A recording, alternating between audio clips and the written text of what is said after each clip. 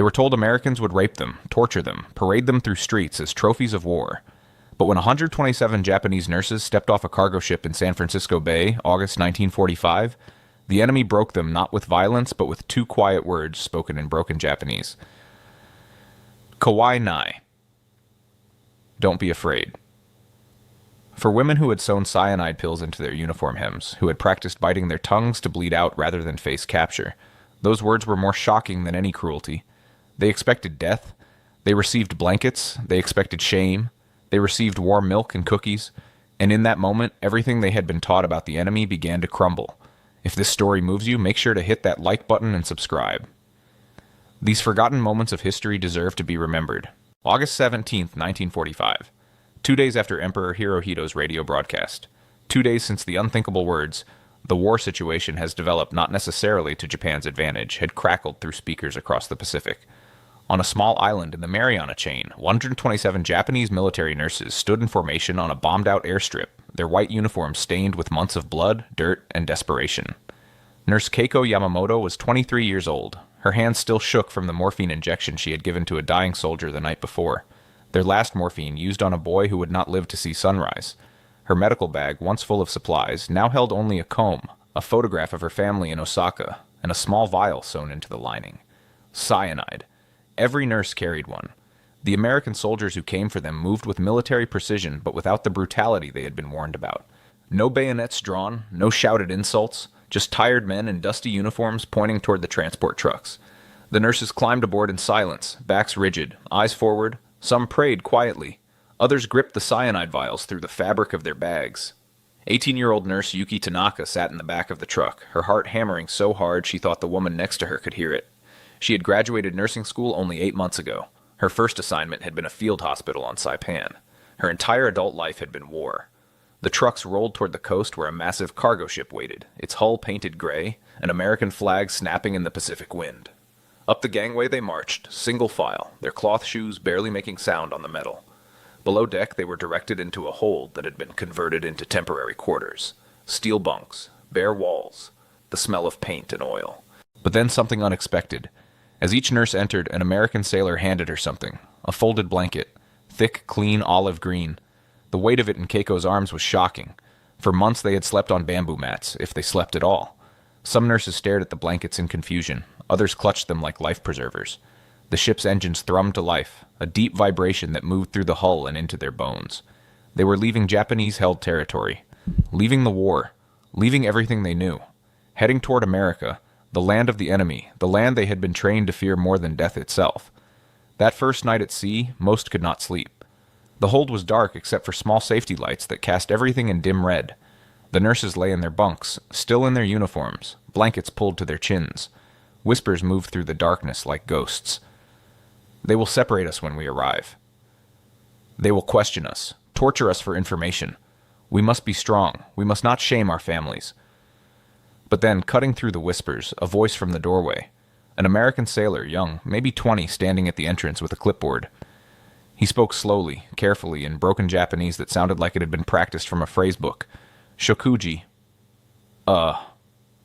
Food. Come, please. The nurses looked at each other. Was this a trick? A test? Slowly, cautiously, they followed him up metal stairs and through narrow passages until they emerged into a mess hall. Long tables, bright lights, and the smell. Oh, the smell that hit them was overwhelming. Food, real food. Not the watery rice gruel they had been surviving on. Not the bitter wild plants they had boiled to supplement their rations. The steam rising from metal trays carried scents they had almost forgotten. Bread, meat, something sweet. American sailors stood behind the serving line, spooning portions onto plates. Mashed potatoes, some kind of meat and gravy, carrots, bread rolls, and in small paper cups, milk, fresh milk. The nurses stood frozen in line, plates in hand, unable to process what was happening. This was not starvation. This was not cruelty. This was... dinner? Keiko accepted her plate with trembling hands. The sailor serving her was older, maybe 40, with graying hair and tired eyes. He looked at her, really looked at her, and did something that would replay in her mind for the rest of her life. He smiled, a small, sad smile, and then he added an extra roll to her plate. Tears sprang to her eyes before she could stop them. She turned away quickly, ashamed, and found a seat at one of the long tables. Around her, other nurses sat in stunned silence, staring at their plates as if they might disappear. Young Yuki picked up her fork, a real fork, not a carved stick, and cut into the meat. It was tender, warm. She put it in her mouth and nearly sobbed. When was the last time she had tasted meat? March? February? Before Saipan fell? Some nurses ate slowly, carefully, as if expecting to be stopped at any moment. Others could not eat at all, too overwhelmed by fear and confusion. A few wept quietly into their hands, shoulders shaking with silent tears. But everyone noticed the same thing. The Americans were not mocking them, not standing over them with weapons, not forcing them to grovel or beg. They were simply serving dinner. Wait. The fear still gripped their hearts. Every face around them was the enemy. But the food was real. The blankets were real. And somewhere in the contradiction between what they expected and what they experienced, a tiny crack began to form in the wall of their terror. 5 days later, the Golden Gate Bridge emerged from the morning fog like something from a dream. The nurses crowded the deck, staring at the massive orange structure, at the city beyond, at the hills dotted with houses that showed no signs of bombing. San Francisco glittered in the August sun, untouched, thriving, alive. Yuki stood at the rail, gripping the cold metal, her mind struggling to process what she was seeing. This was the enemy homeland? This was the nation they had been told was suffering, collapsing, desperate? The buildings were whole. The bridges stood. Ships filled the harbor, not warships, but cargo vessels, fishing boats, ferries moving people across the bay. Japan, she knew, was in ruins. Tokyo had burned. Hiroshima and Nagasaki had been erased. Her own city of Nagoya had been firebombed in March. And yet here stood America, as if the war had happened somewhere else entirely. The ship docked at a military facility on the bay. Buses waited, their engines running. The nurses were directed off the ship and onto the vehicles. Still no violence, still no shouting, just tired military police checking clipboards and pointing directions. They drove through the city. Keiko pressed her face to the window, drinking in every detail. People on sidewalks, women in colorful dresses, children riding bicycles, shops with full windows. Cars, so many cars. Music drifting from a bar, laughter. Normal life continuing as if the greatest war in human history had not just ended days ago. The bus pulled into a facility that looked like a school or hospital. Clean buildings, manicured grass, American flags and Red Cross symbols. They were led inside, still in formation, still silent, still waiting for the cruelty to begin. But instead of interrogation rooms, they were taken to a processing center. Medical staff, American nurses in crisp white uniforms, waited with clipboards and gentle expressions. They were older women, many of them with gray in their hair and kind eyes that had seen too much. One of them, a tall woman with silver hair pulled back in a bun, stepped forward. Through an interpreter, she explained what would happen next. Medical examinations, delousing, clean uniforms, documentation. Her voice was calm, professional, but there was something else in it too. Something that sounded almost like compassion. The nurses were divided into groups and led to different rooms. Keiko found herself in a white-tiled shower room with a dozen other women. They stood in their stained uniforms, backs rigid, waiting. An American nurse entered, carrying a basket. She was younger, maybe 30, with brown hair and freckles across her nose. She spoke through the interpreter, gesturing to the showers, to the basket of supplies. "You will shower. We have soap, shampoo, and clean towels. Take your time. The water is warm. After, we have clean clothes for you. Soap, shampoo, warm water." The words seemed to come from another universe. The interpreter left. The American nurse smiled, and that same sad, gentle smile, and set the basket on a bench. Then she did something that shocked them even more. She turned her back and left the room, closing the door behind her, giving them privacy. For a long moment, no one moved. Then slowly, hesitantly, one nurse began to undress, then another.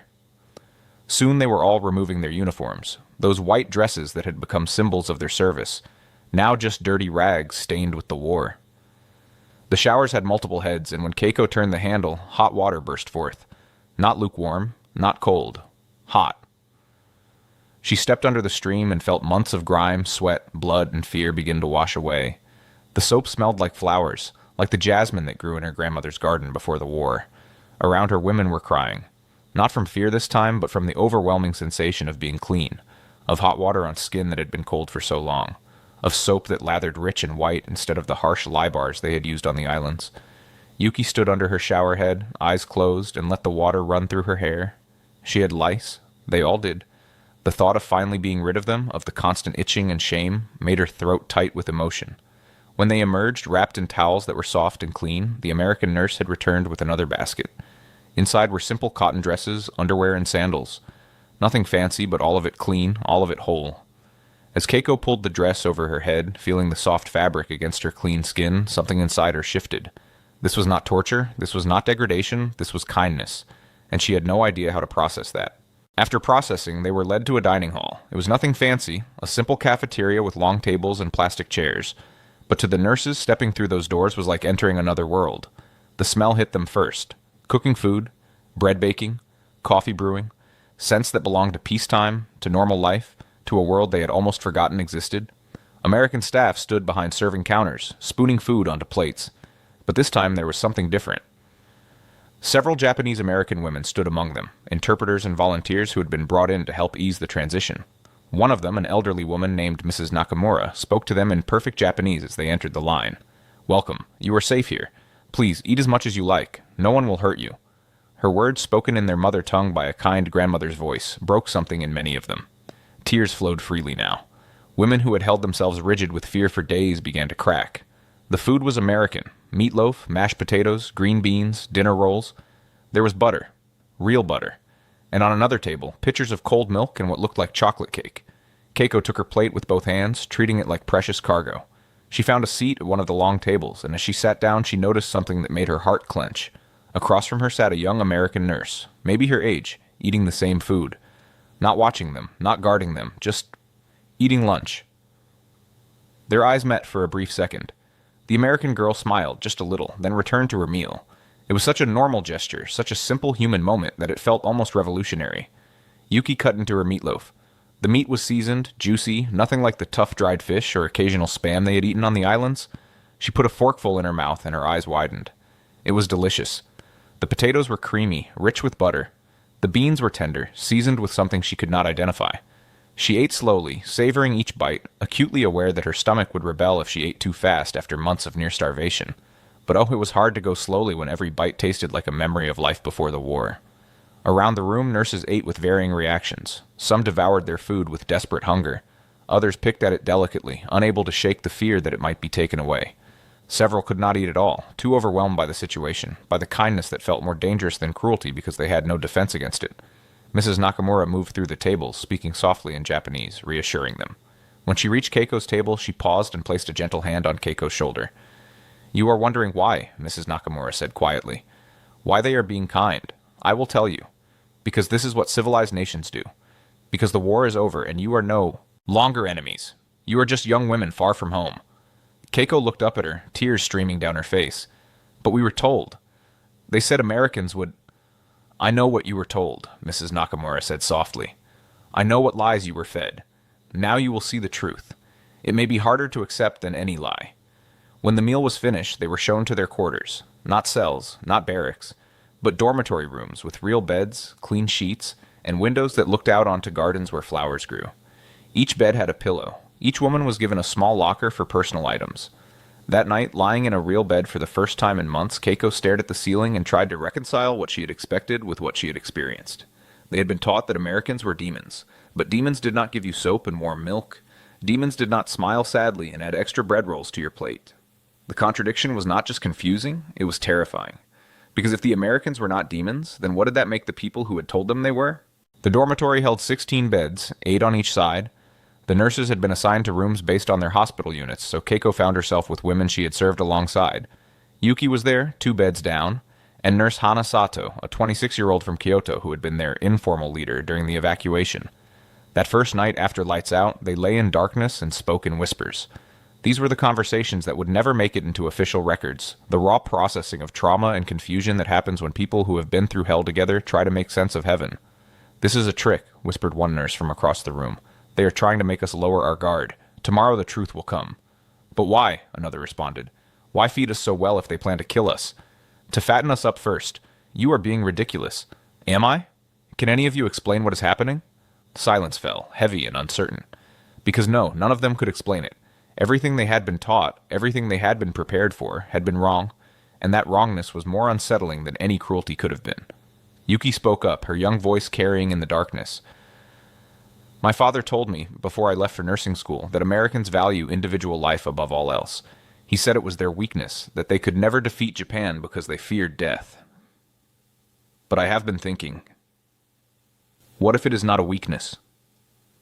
What if it is something else? Careful, Yuki, Hana warned. Those thoughts are dangerous. More dangerous than being prisoners of war? Yuki shot back. More dangerous than what we have already survived? I'm just trying to understand. Keiko pulled her blanket up to her chin, that thick, clean, warm blanket that smelled faintly of detergent. I keep thinking about the sailor who served me dinner on the ship. He looked at me like I was a person.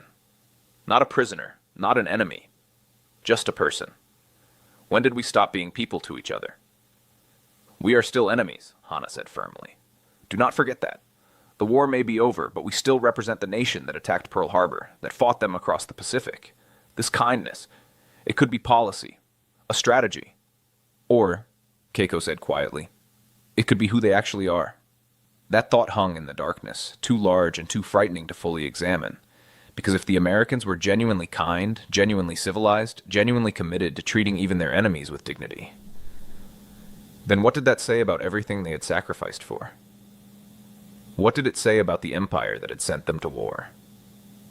Sleep came slowly that night, and when it came, it was fitful, filled with dreams of burning cities and gentle hands, of cyanide pills and chocolate cake, of everything they had believed colliding with everything they were experiencing. In the morning, they would wake to another breakfast, another day of this strange captivity that felt less like punishment and more like refuge. And with each passing hour, the gap between expectation and reality would grow wider until something had to give, either their understanding of the Americans or their understanding of themselves. The days developed a rhythm that felt surreal in its normalcy. Wake at 7 a.m. to a bell, not a siren. Breakfast in the dining hall, eggs, toast, coffee, sometimes oatmeal with brown sugar and raisins. Then, work. The nurses had expected forced labor, brutal conditions, punishment disguised as productivity. Instead, they were offered jobs, real jobs with real compensation. They could work in the facility's hospital wing, helping care for wounded American soldiers returning from the Pacific. They could work in the kitchens, the laundry, the administrative offices, or they could attend English classes, vocational training, or simply rest and recover from their ordeal. Keiko chose the hospital. She was a nurse. It was all she knew, all she had trained for. The thought of not using her skills felt like losing herself entirely. On her first morning, she was paired with Lieutenant Sarah Morrison, a U.S. Army nurse from Iowa who had served in field hospitals in France.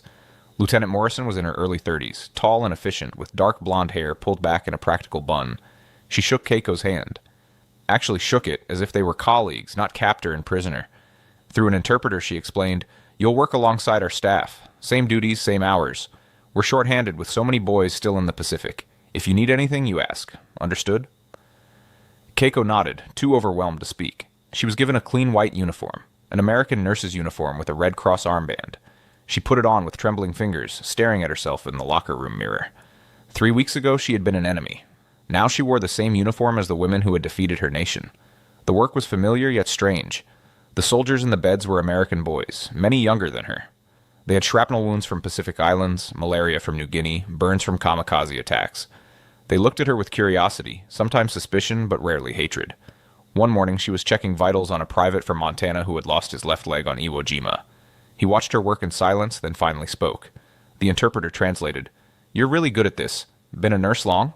Keiko looked up, startled. He was asking her a question. A real question, like a person might ask another person. 3 years, she replied through the interpreter. He nodded. "My sister's a nurse, too, in Texas. You remind me of her a little, same careful hands." And then he smiled at her. This boy who had lost his leg fighting Japan, who had every reason to hate her, smiled and compared her to his sister. Keiko finished her check and moved to the next bed, her vision blurred with tears she could not shed in front of the patients. Yuki took a different path. She chose the English classes, hungry to understand the language of their captors, to read between the lines of what was being said and what was being left unsaid. The teacher was a Japanese-American man named Mr. Hayashi, who had been born in California and had spent the war in an internment camp himself. His presence confused her. Here was a man of Japanese blood who was American, who spoke English as his first language, who had been imprisoned by his own government yet still taught them with patience and pride in American ideals.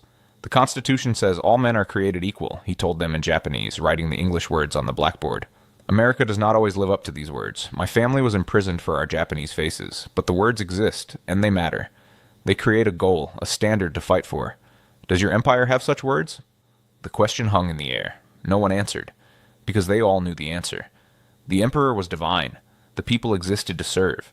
There was hierarchy, duty, and honor, but there were no words about equality. In the evenings, the nurses gathered in a common room where they could listen to the radio, read newspapers, or simply talk. American staff came and went freely, never locking doors, never counting heads obsessively. The trust itself felt like a weapon. But the abundance that surrounded them came with a heavy price, knowledge of what they had left behind. Letters began to arrive, not from everyone's families. The mail system between occupied Japan and America was still chaotic, but enough came through to paint a devastating picture. Keiko received a letter from her younger sister in Osaka. The paper was thin, rationed. The handwriting was shaky. Dear sister, we are surviving. That is all I can say. The city is mostly gone. We live in a shelter made from corrugated metal. Mother trades her kimono for rice. We eat once a day if we are lucky. The Americans give food sometimes, but there are so many of us. I am glad you are alive, but I wonder if you have food where you are. Here there is never enough. Your sister, Michiko. Keiko read it in her dormitory bed, and something inside her broke. That morning she had eaten scrambled eggs, bacon, toast with jam, and orange juice. While her mother traded family heirlooms for rice. She was not alone. Yuki received word that her father had died in the bombing of Nagoya. Hana learned that her brother, a soldier, was missing and presumed dead in Manchuria. The weight of survivors' guilt pressed down on them like a physical thing. They sat together one evening, 3 nurses who had bonded through shared trauma, and spoke the unspeakable. We are eating 3 meals a day while they starve, Keiko said, her voice hollow. We have warm beds while they sleep in ruins. We are safe while they lost everything, Hana finished. Her face was stone, but her hands shook. My brother died fighting Americans, and now I wear an American uniform and check American pulses and accept American kindness. What does that make me? Alive, Yuki said quietly. It makes us alive, and maybe that is the cruelest part. The contradiction between their daily reality and the reality of their homeland was impossible to reconcile. They walked through American halls, ate American food, learned American words, while Japan burned and starved. Some nurses began to understand something painful. America had not just won the war militarily. They had won it economically, industrially, spiritually. While Japan had sent its women to war zones with expired morphine and rice balls, America sent its soldiers with full medical kits and hot meals. While Japan told its people to die with honor, America told its people to live and win. The observations accumulated like weights. They saw American soldiers complain about the food. About food that would have been a feast in Japan. They saw waste bins full of half-eaten meals. They saw abundance so great that people could afford to be picky, wasteful, casual about wealth that would save lives in Osaka or Tokyo or Hiroshima. And they saw something else, the casual way American soldiers treated their officers. Yes, there was respect, military protocol, but there was also joking, questioning, a lack of absolute hierarchy. An American private could speak to a lieutenant without terror, could disagree, could be wrong without facing brutal punishment. It was a different world, and whether they wanted to or not, they were learning its rules, its values, its shocking suggestion that individual human life mattered more than abstract national honor. 3 weeks into their captivity, something remarkable happened. It started small, with a gesture so simple it almost went unnoticed. Keiko was working her shift in the hospital when Lieutenant Morrison approached her, carrying 2 cups of coffee. She held one out to Keiko, and through the interpreter, who hovered nearby less and less these days, said, "Break time. You've been on your feet for 5 hours." Keiko took the cup, confused. Officers did not serve enlisted personnel. Captors did not serve prisoners.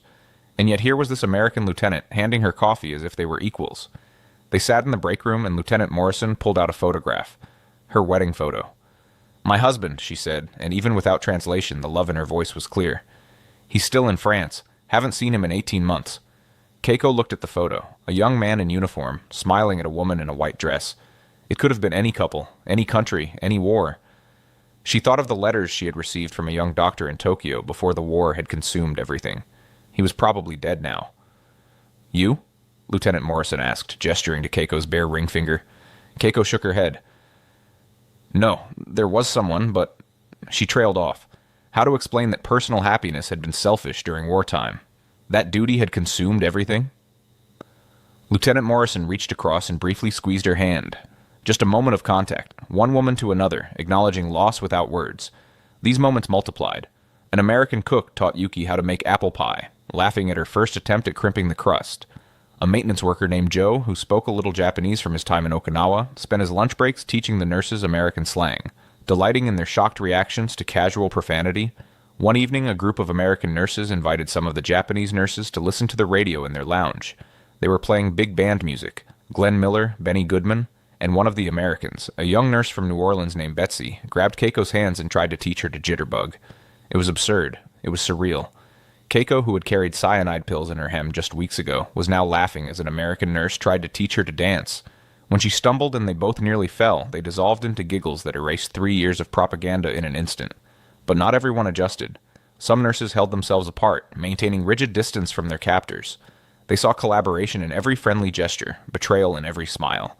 And they were not entirely wrong. There was something dangerous in this kindness, something that threatened identity itself. To accept American humanity meant questioning Japanese superiority. To acknowledge that the enemy had honor meant confronting the possibility that their side had lacked it. These were thoughts that could break a person, and some chose the safety of hatred over the danger of understanding. But for those who opened themselves to it, who allowed the walls to crack even just a little, something profound was happening.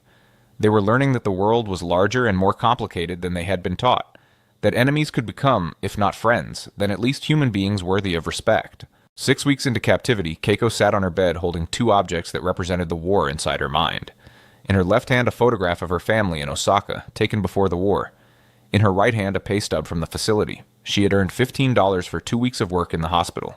$15. In America, it was pocket change. In Japan, it could feed her family for a month. But she could not send it. The monetary systems were incompatible, the postal service unreliable. The money was useless to help them, and the guilt of having it felt like swallowing broken glass. Around her, other nurses wrestled with similar contradictions. They performed their duties with the same discipline they had shown in the Japanese military, but now that discipline served American patients. They bowed respectfully to American officers, ingrained cultural habits toward authority that now felt like collaboration. Late at night, Keiko wrote in a journal she had been given. The words came in Japanese, thoughts too dangerous to speak aloud even to her fellow prisoners. I no longer know who I am. When I put on the American nurse uniform, am I betraying my nation? When I smile at Lieutenant Morrison, am I forgetting my brothers who died fighting her countrymen? When I eat the food they give me and feel grateful, am I losing myself? The Emperor said we must endure the unendurable, but which is harder, to die with honor or to live with confusion? I was taught that death was preferable to capture. I carried poison to ensure it. But they took even that choice from me when they showed kindness. You cannot die to escape kindness. You can only live with it and let it change you. Yuki's transformation was different but equally profound. At 19, she had known only war. She had been shaped by propaganda, by national emergency, by the constant drumbeat of sacrifice and duty. But in English class, Mr. Hayashi introduced her to concepts that shattered her worldview. Democracy, individual rights, government by consent of the governed. These ideas seemed chaotic, impossible. How could a nation function if people could question their leaders? How could military efficiency exist if soldiers could refuse orders? But Mr. Hayashi patiently explained that America was not without discipline, not without structure. The difference, he said, is that Americans believe the government exists to serve the people, not the people to serve the government. It is not perfect. Look at what they did to Japanese Americans like me. But the system allows for change, for questioning, for growth. In Japan, Yuki said carefully, we are taught that to question is to betray, that the nation is a family with the emperor as father. To disobey is to abandon your family. Mr. Hayashi nodded sadly. And that is a beautiful idea when the father is wise and kind. But what happens when the father sends his children to die for his pride? When the family structure becomes a cage? Yuki had no answer. But the question burrowed into her mind and would not leave. For some nurses, the internal conflict manifested as physical symptoms. Hana stopped eating, her guilt over thriving while Japan starved, manifesting as an eating disorder. Others developed insomnia, unable to sleep without nightmares of judgment from dead comrades. A few attempted to maintain strict Japanese military discipline, waking early for exercises, maintaining formal hierarchies among themselves, speaking only Japanese even when English would have been practical. It was a way to hold on to identity in a world that threatened to wash it away. But even they felt the erosion. Because every day, every interaction, every small kindness from an American was evidence that what they had been taught was incomplete at best, lies at worst. And accepting that meant accepting that they had sacrificed everything, youth, health, innocence, comrades, for a cause that had been built on deception. It was not just painful, it was identity destroying. and there was no clear path through it, only the day-to-day experience of living with contradiction until something had to break. 2 months in, the nightly conversations in the dormitories grew more intense, more honest, more dangerous. The nurses had stopped speaking in euphemisms. They said what they meant, even when it hurt. One night, a nurse named Akiko, who had been a fervent nationalist, broke down. "I do not understand," she sobbed. "We were told we were the superior race. We were told Americans were beasts, but they treat us better than our own military ever did. They give us more dignity than we gave our own wounded soldiers. What does that mean?" "It means we were lied to," Yuki said quietly. Her voice had lost its youthful uncertainty. 2 months of education and observation had hardened something in her. "We were lied to from the beginning." "Do not say that," another nurse hissed. "Even here you cannot say that. It is treason." "Treason against what?" Yuki shot back. "Against an empire that sent us to die with poison pills rather than face the truth? Against a government that told us enemies were monsters while they fed and clothed and paid us? If this is treason, then what was loyalty?" The room fell silent. They had all thought it, but hearing it spoken aloud was still shocking. Keiko spoke into the silence, her voice steady. "I have been thinking about the wounded. The Japanese soldiers we treated in the field hospitals. Do you remember what we had to work with? Bandages we washed and reused until they fell apart. Morphine so expired it barely worked. Surgeries performed without anesthesia because we had none. And we were told this was honorable, that suffering built character. Now I work in an American hospital. They have penicillin. They have clean bandages for every patient. They have morphine that actually works. They have blood transfusions and x-ray machines and antibiotics. And you know what? Their wounded survive, at rates we never saw, because they value keeping their soldiers alive."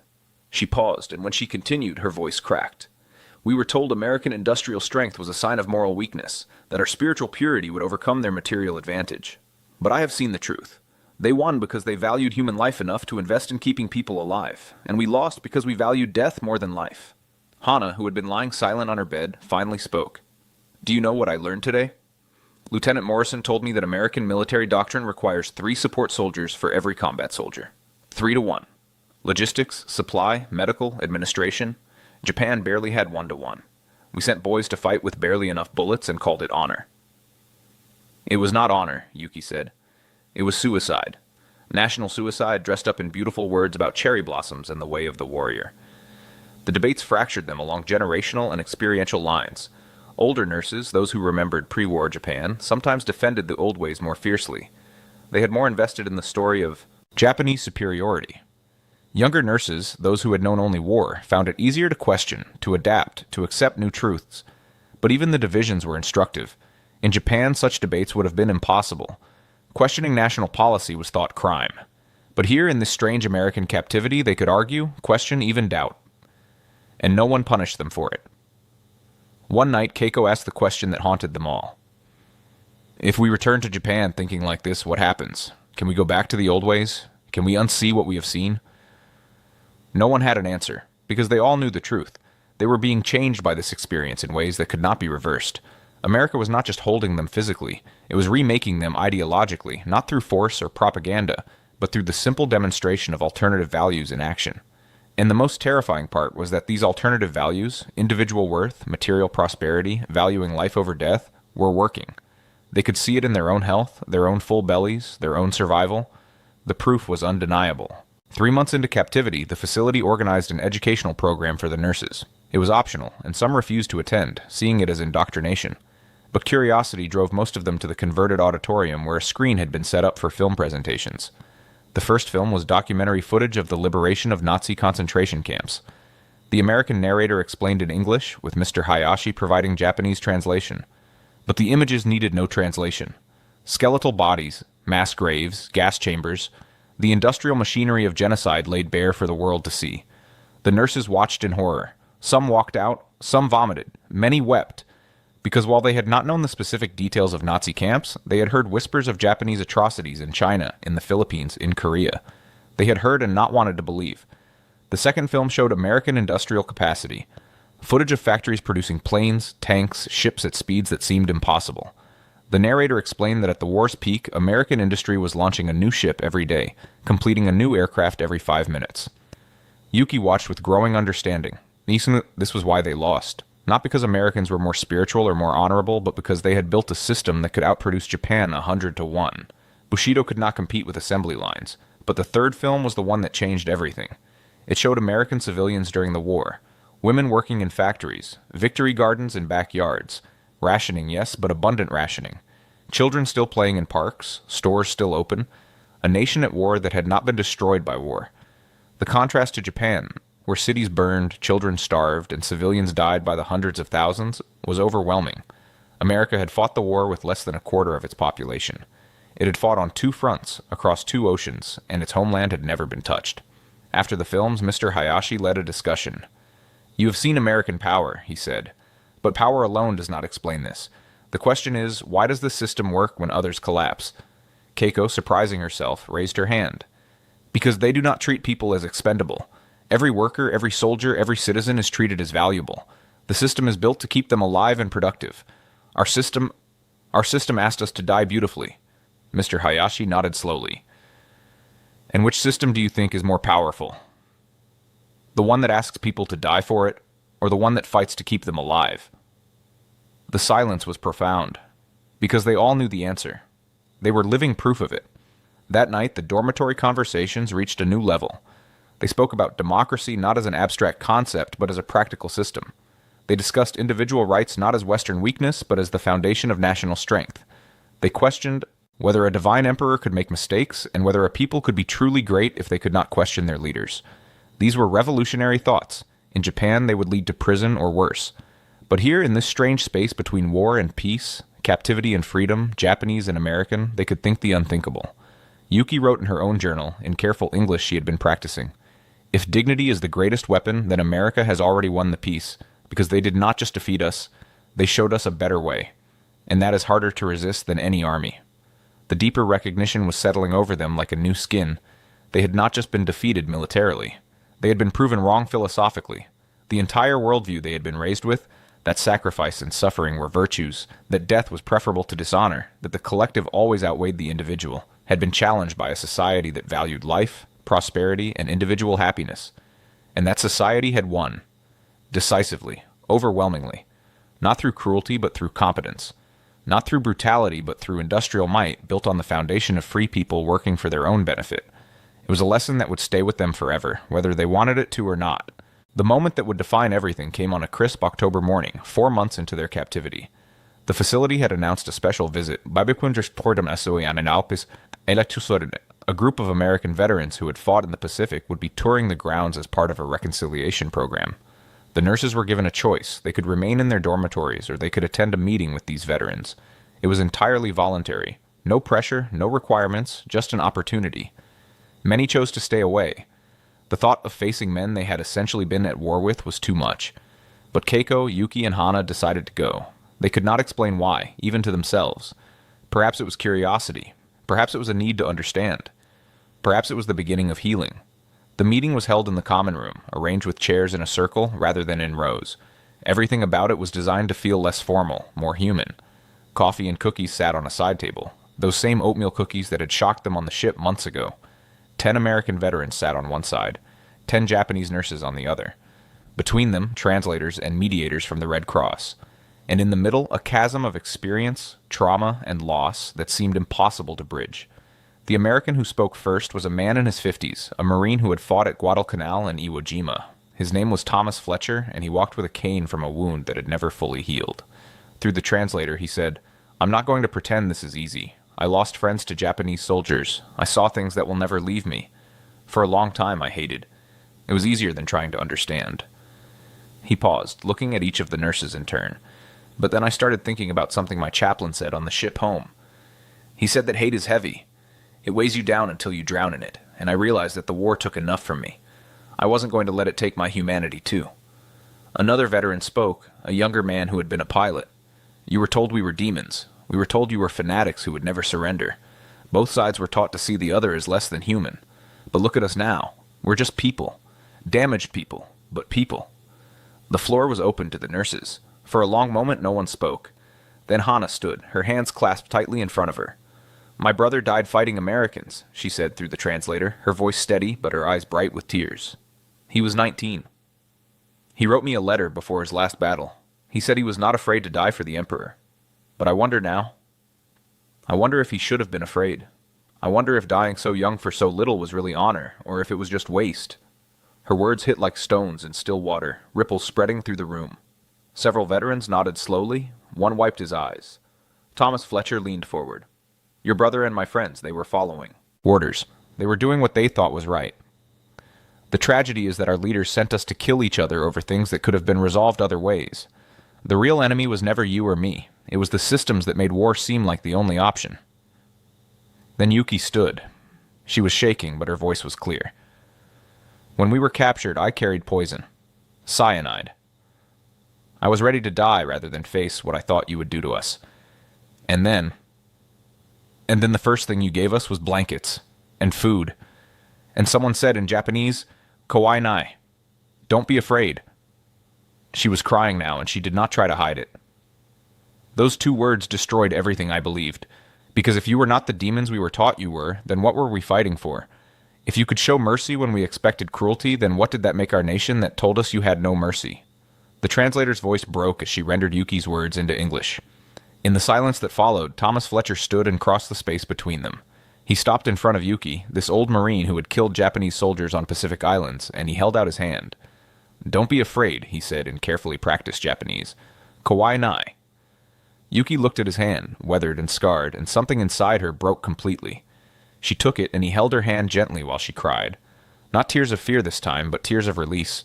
Release from hatred, from propaganda, from the burden of carrying lies that had poisoned her understanding of the world. Around the room, other hands reached across the divide. American veterans and Japanese nurses, enemies by decree, humans by nature, finding in each other not monsters but mirror reflections of trauma and survival. Keiko sat watching, and in that moment she understood something profound. The most devastating weapon was not the atomic bomb or the firebombing or the naval blockade. It was this: being shown dignity when you expected degradation. Being given humanity when you had been taught to expect brutality. Being offered a hand when you had carried poison to avoid capture. Because cruelty could be resisted. Hatred could be matched with hatred. But kindness, unexpected and undeserved, disarmed completely. It forced you to see your enemy as human. And once you saw their humanity, you could not unsee your own complicity in a system that had denied it. That night, back in the dormitory, the nurses who had attended sat together in silence for a long time. Finally, Keiko spoke. I think this was what defeat really means. Not the loss of battles or territory, but the moment when you realize your enemy was right about something fundamental and you were wrong. They told us we were superior, that our way was the only way, that death with honor mattered more than life with dignity, and we believed them because we knew nothing else. But now we know, Yuki said softly, and we can never unknow it. Hana nodded. The question is, what do we do with this knowledge? When we return to Japan, do we speak it? Do we become traitors to the old ways to be faithful to the truth? Or do we stay silent and become traitors to ourselves? They had no answers yet, but the questions themselves represented a transformation that would have been impossible 4 months ago. They were thinking critically about their nation, their culture, their beliefs. They were questioning authority. They were choosing their own minds over received wisdom. In that moment, in that American facility, surrounded by former enemies who had shown them unexpected humanity, these Japanese nurses completed their metamorphosis from soldiers of the empire to free-thinking individuals. It was not a comfortable transformation. It was painful, disorienting, and carried a cost that would follow them forever. But it was also liberation. The truest kind. Not from physical captivity, but from mental bondage. December 1945. The announcement came just before Christmas. The nurses would be repatriated in January. Ships were being prepared. They would return to Japan, to their families, to whatever remained of their homes. The news that should have brought joy instead brought anxiety so profound that several nurses became physically ill. They had been prisoners for 5 months. 5 months of adequate food, medical care, safety, and dignity. 5 months of transformation that could not be reversed. Keiko lay awake at night, staring at the ceiling, terrified. Not of America anymore, but of Japan. Of returning to a nation that lay in ruins, where her knowledge and experience would mark her as contaminated. Where her weight gain and health would be evidence of collaboration. Where the truth she had learned would be dangerous to speak. I do not know how to be Japanese anymore, she confessed to Yuki one evening. I have learned to think like an individual, to question authority, to value my own life. These are not Japanese virtues. They will see it in me. They will know I have been changed. Yuki nodded. At 19, she would return to a country she barely remembered without the fog of war. My mother will want the daughter she sent away, the obedient girl who believed everything she was told. But that girl is dead. The Americans killed her with kindness. How do I explain that to my mother? Some nurses tried to prepare themselves by reasserting Japanese identity. They practiced sitting in seiza despite the availability of chairs. They spoke only Japanese. They distanced themselves from American staff. It was as if they could shed the last 5 months like a snake sheds skin. But others like Keiko knew it was impossible. The change had gone too deep. They had seen too much, learned too much, felt too much. America had not just held them physically, it had given them a glimpse of a different world, a different way of being human. And once you saw it, you could not unsee it.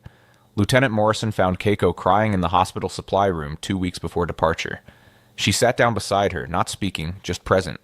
Finally, through the interpreter who still accompanied them sometimes, she said, "You're afraid to go home."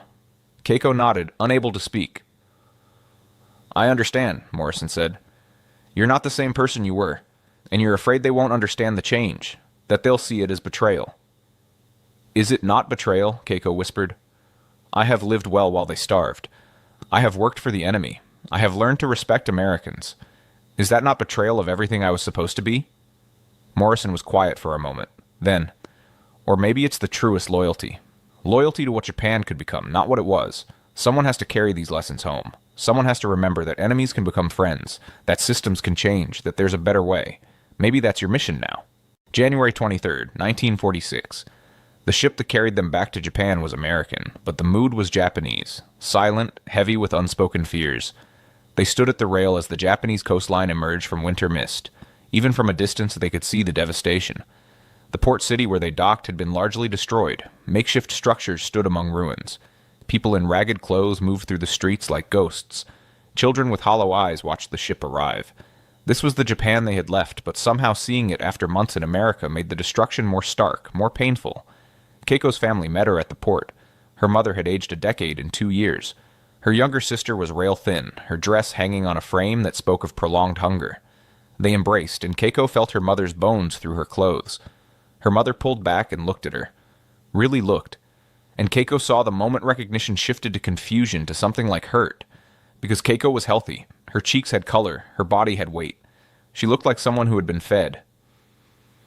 You look well," her mother said, and the words carried accusation, relief, and incomprehension in equal measure.